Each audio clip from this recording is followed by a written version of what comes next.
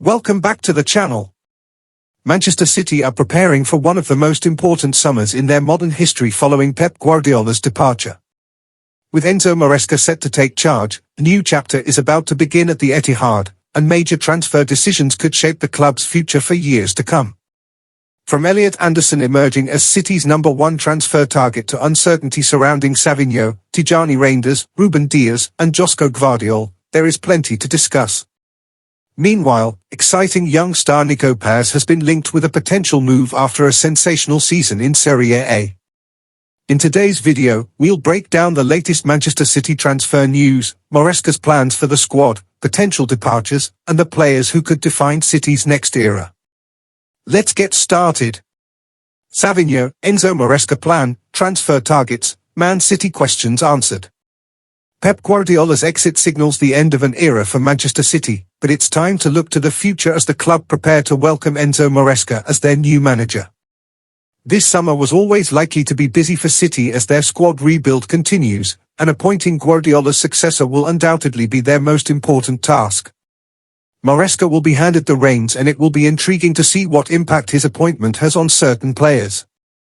With so many questions to be answered, we're hosting a weekly Q&A session with our chief City writer Simon Bajewski. This is your chance to get an answer on anything you want. Simply pop your question here and Simon will pick them all up and wrap everything up in one place. As you would expect, the managerial appointment and City's transfer plans feature heavily in this week's list of questions. What is the criteria being used to decide whether Savinho stays or leaves? I personally would love to see him stay. I know one day he is gonna be great. Lewis. Hi Lewis, the criteria is the same as with any player really, weighing up how valuable he is and could be at City versus the money in selling and replacing him, bearing in mind how much he may or may not want to leave. Savinho was open to a move last year and is again, but he still has plenty of people at City who speak highly of him and agree with you about his potential. The question is how long the club are ready to wait for that though, and it also changes because Maresca's view is not likely to be identical to what Pep Guardiola had.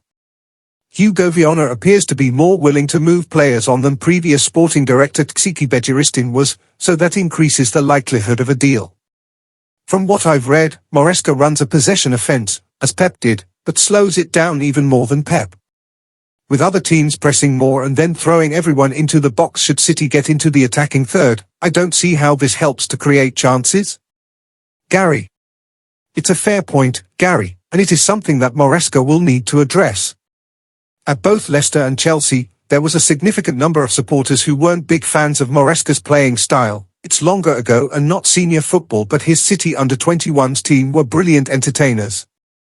If the Italian will almost certainly have to adapt though, his play did bring Chelsea 2 trophies and have them firmly in the top 4 race this season. They performed far worse after he left. I think it is also worth pointing out that just because the game has gone so far in favor of physicality and set pieces, it doesn't mean the backlash isn't already underway. Guardiola arrived in England when possession football was out of vogue 10 years ago, and 2 seasons later everybody wanted to do it. I'd expect some teething issues at City with Maresca, but I also don't think the focus on set pieces will be as much in the next campaign. What are the current transfer targets in terms of players that City are looking at or interested in? Adil. The big one that will surprise nobody is Elliot Anderson. Not only is he City's #1 priority, but the club want it to be done before the World Cup, and that is fast approaching. It's not terminal if it doesn't get done by then, but City are striving to get it over the line so that they can move on to other areas that need addressing.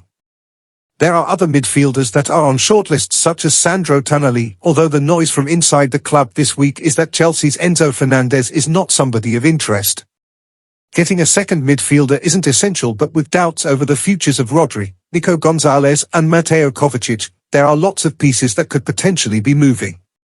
The second position City want to move in is right back, and I was under the impression that the club were looking at players such as Guevara Red from Feyenoord and Marco Palestra from Atalanta, young, upcoming talents that can challenge Matheus Nunes' first choice rather than immediately try and usurp him.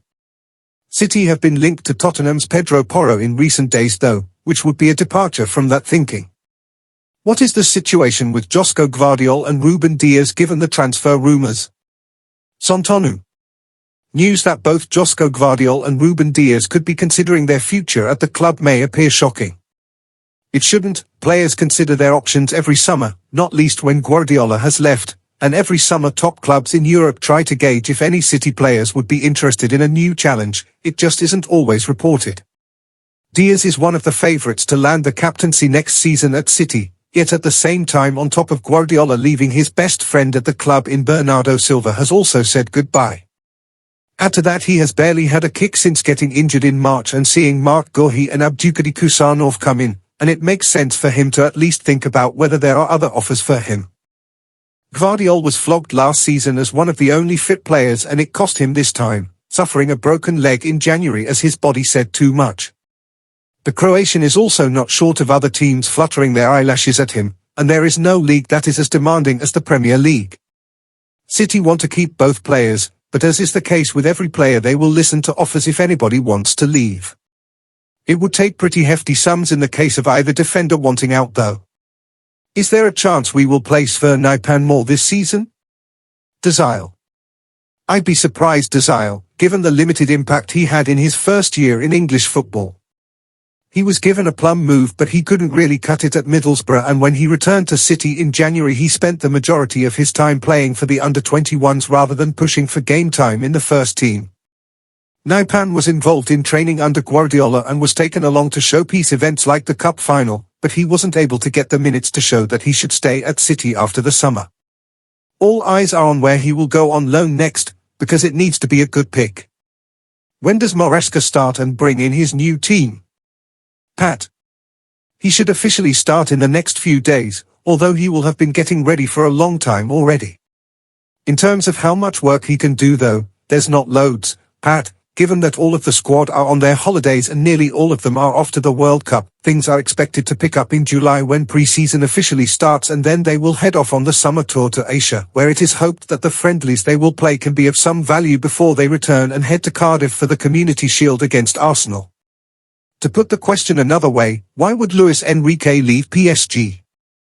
He already has one of the most exciting squads in Europe and has seriously enjoyed transforming what was an underperforming and underwhelming project into a vibrant and entertaining collective.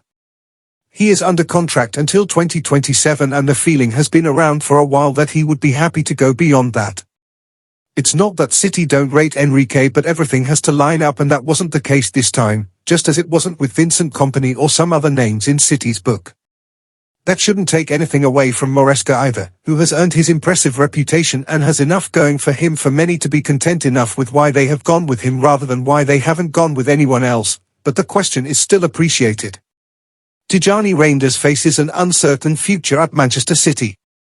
When Reijnders signed for City last summer from AC Milan, it was expected that he'd establish himself as a key member of the City midfield. Unfortunately, that isn't what transpired during the 2025-26 season. Reijnders struggled to make a consistent impact for Pep Guardiola's side and found himself on the periphery of City's matchday squad during the back end of the season. Heading into the summer transfer window, Manchester City may have a decision to make on the Dutch international. Do they back Reijnders to come good or cash in on him? Perhaps who City signed this summer may dictate Reijnders' future. Atletico Madrid have registered their interest in signing Tijjani Reijnders. Lyle Thomas has reported for Sky Sports that Atletico Madrid have registered their interest in signing Tijjani Reijnders.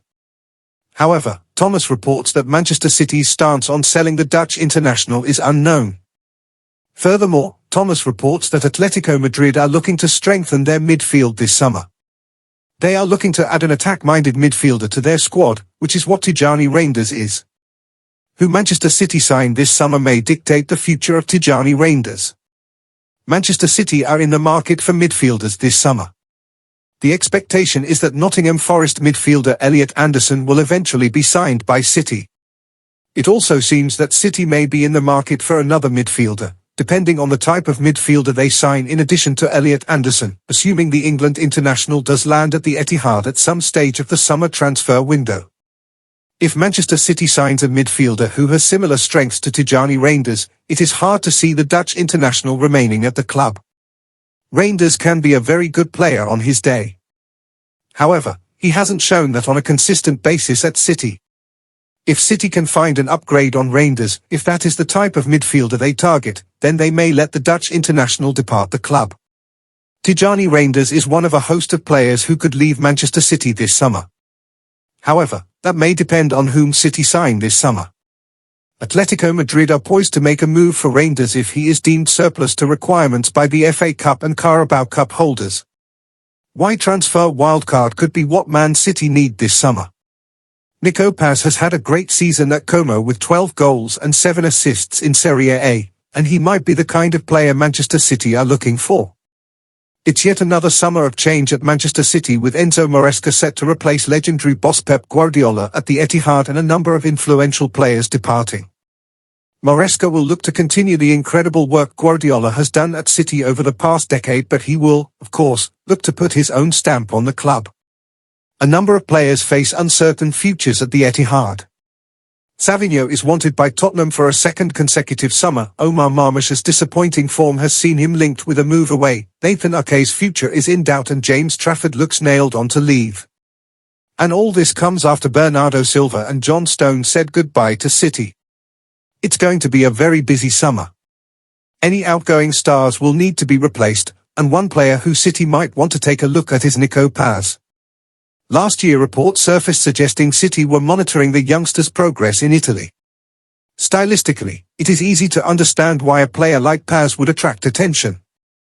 The 21-year-old has enjoyed a breakthrough campaign under Cesc Fabregas at Como, developing into one of the most exciting young attacking midfielders in Serie A.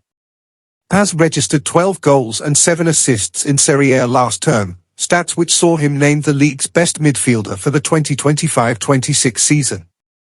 What could make him particularly interesting from a City perspective is the variety within his game. Although naturally an attacking midfielder, Paz regularly drifts into wider positions, carries the ball away from pressure and operates comfortably between the lines. He is not an out-and-out winger, but players capable of playing multiple different roles have been key to City's success under Guardiola. At 6 feet 1 inch, the Argentinian also offers physicality. He glides with the ball rather than relying on explosive pace, often cutting inside onto his left foot when played on the right. He is the type of player City have leaned towards in recent years, capable of playing across several roles and able to cut inside to create space out wide for others. But any club looking at Paz would be faced with a potential major hurdle. When Real Madrid sold Paz in 2024, they included a buyback clause in the deal, and it's claimed they are keen to activate the clause this summer. Como have made it clear they want him to stay in Italy. Reports in Spain have also suggested Paz would be open to remaining in Italy for at least one more season after helping Como qualify for the Champions League for the first time in the club's history. But Paz has too much quality to ignore, and top clubs all over Europe are said to be monitoring the youngster. With the World Cup approaching, Paz could attract even more attention on the international stage with Argentina. It's the exact kind of environment where players can prove they are ready for the top level, and Paz feels like one of the players to keep a close eye on throughout the competition.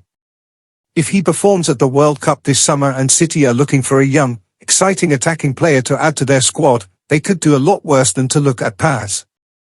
Manchester City face a crucial transition period as Enzo Maresca takes over from Pep Guardiola. The club must balance experience with youth while making smart moves in the transfer market to remain competitive at the highest level. The futures of players like Savinho, Tijjani Reijnders, Ruben Dias, and Josko Gvardiol could have a major impact on City's plans, while potential arrivals such as Elliot Anderson and Nico Paz could help shape the team's identity under Maresca. With the transfer window only just beginning, plenty more twists and surprises are expected in the coming weeks. What do you think Manchester City's biggest priority should be this summer? Should they sign Nico Paz? Should Reijnders stay or leave? Let us know your thoughts in the comments below. If you enjoyed the video, don't forget to like, subscribe, and turn on notifications so you never miss the latest Manchester City news and transfer updates.